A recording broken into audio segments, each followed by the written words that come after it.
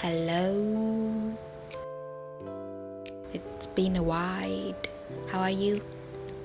I have been consistently upload video monthly to show my progress, and I suddenly stopped in May. So what happened? Nothing serious, really. I just can't make any video during the past few months. A little bit of context. Since later of April this year, I start taking digital painting courses, and there are 14 classes in total, one class per week, one assignment after each class. The difficulty simply increased from time to time as I started to bump into new subjects that I haven't worked on before. My teacher was tough, and I'm glad that he is when it's come to feedback. Therefore, I always push myself to do my best every week to make sure that at least I have done the best out of my capacity, and any feedback that he provides would be on point for my next improvement. Majority of the weekly schedule, I focus on finishing the assignment.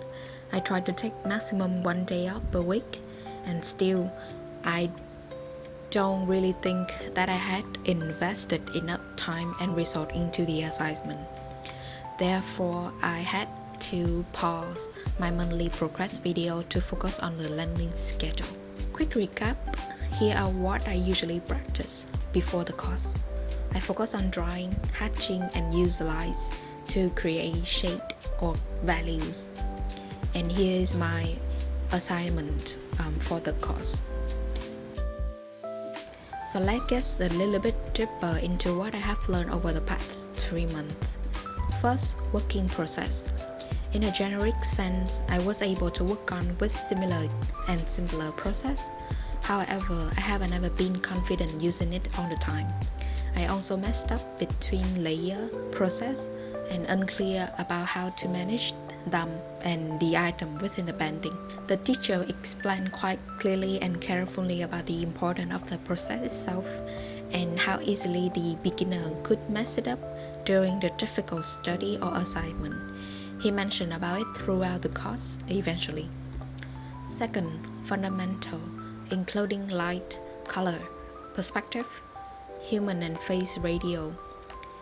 Do I master this topic? Absolutely no. Except for the first 2 assignments, which are on about recreating the reference exactly, similar to what I practiced all the time before the course. The rest are the topic that I haven't worked on, and my first nightmare was about rendering. Sometimes I can't comprehend the assignment requirement, and my weekly submission was simply underqualified, adding up to the feeling of dissatisfaction. The perfectionism usually rises and put a big question mark in my life decisions on pursuing art in general. But if I put down the question that do I want to stop, the answer is no. So I keep going until the moment I think differently. What is next for me? I think I should focus on the 3 areas. First, practice. I need consistent study with more solid focus and concentration. My attention span is a lot worse comparing to my younger self. Second, experiment. Trying different material to see my own preference. For now, my experience is limited within pen, paper, and digital tablet. I wanted to know how different it is for acrylic, watercolor, and even for oil painting. Third, expansion. The expansion of knowledge of art history, the diversity in the art world, the variety of skill set and fundamental technique that I should be acquiring along the way. Okay, so finally we jump to the section where we talk about my real result, following the order of the class number. Class number 1, comparison. Look pretty easy, but I spent decent time to work on it to make sure it is in correct proposition.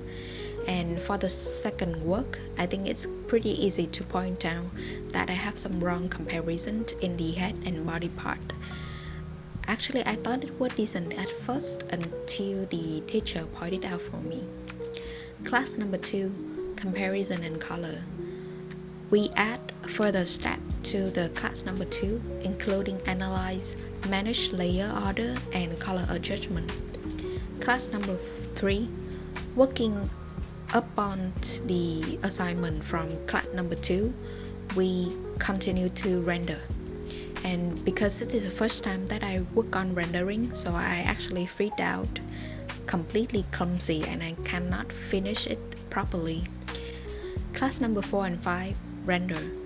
After class number 3, we should be able to analyze, manage the workflow. The teacher emphasized more in terms of color values, rendering issue that prevent us from completing a painting. The homework is similar to the previous one. For the subject in still life, I chose a pumpkin in the easy category. At first, my value division was based on what I saw from the original picture.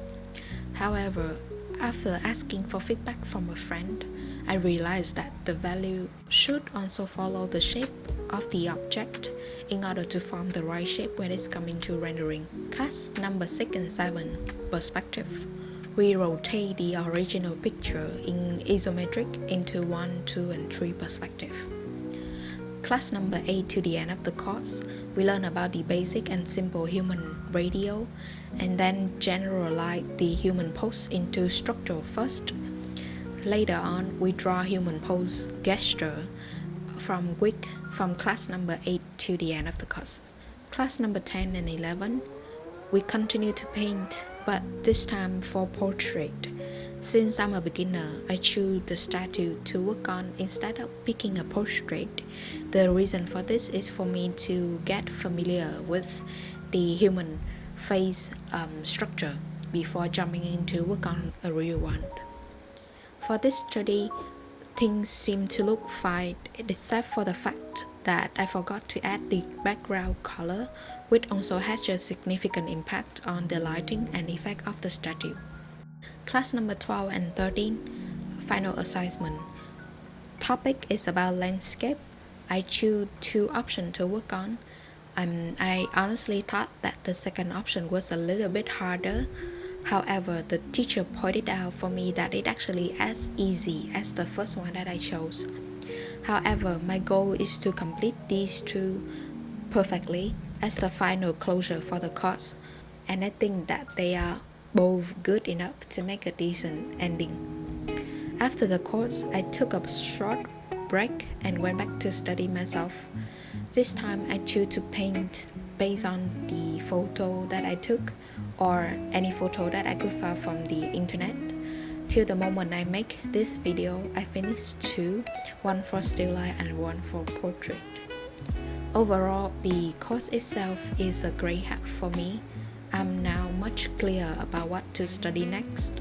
Even though I have some plan in mind, I still need to dive into more of the knowledge, industrial, updated trend and situation in order to position where I should land if I want to develop my career later on. And that is all for the video today. I know that YouTube would prefer those with consistent schedule, and now I'm back. I would try to upload more of my progress moving forward. Thank you very much for staying and watching to the end of the video. Please let me know if you have any thought in mind to share with me on the journey. I'm actually pretty alone in this learning journey and have limited people to share or discuss about this. So I would really appreciate it if you are open to have any discussion in the comment section below. That's it. Bye bye and have a great day.